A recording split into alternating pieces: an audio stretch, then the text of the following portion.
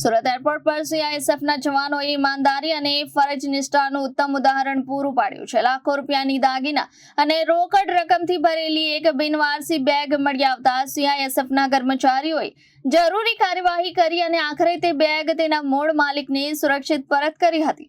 સીઆઈએસએફની આ કામગીરી મુસાફરો અને એરપોર્ટ સત્તાધીશો દ્વારા પણ બિરદાવવામાં આવી રહી છે. સુરત એરપોર્ટ પર 1 જૂન 2026ના રોજ અરાઇવલ ગેટની બહાર સીઆઈએસએફના એક જવાનને બિનવારસી હેન્ડબેગ મળી આવી હતી. સુરક્ષા પ્રક્રિયા હેઠળ બેગની તપાસ કરવામાં આવતા તેમાં અંદાજે 53,34,000 રૂપિયાના કિંમતી દાગીના તેમજ 30,000 રૂપિયાની રોકડ મળી આવી હતી. તપાસ દરમિયાન જાણવા મળ્યું કે આ બેગ બેંગલુરુથી સુરત આવેલા મુસાફર શૈલેષ પ્રેમપ્રકાશ ગુપ્તાની હતી. ત્યારબાદ સીઆઈએસએફના કર્મચારીઓએ જરૂરી દસ્તાવેજી ચકાસણી અને ઓળખની પુષ્ટિ કરી હતી. તમામ પ્રક્રિયા પૂર્ણ થયા બાદ કિંમતી દાગીના અને રોકડ રકમથી ભરેલી બેગ મૂળ માલિકને સુરક્ષિત રીતે પરત સોંપવામાં આવી હતી.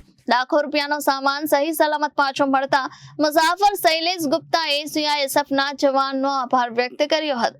સીઆઈએસએફના જવાનોની આ પ્રામાણિકતા અને જવાબદારીપૂર્ણ કામગીરી ફરી એકવાર સુરક્ષા દળોની વિશ્વસનીયતાનું ઉત્તમ ઉદાહરણ બની છે.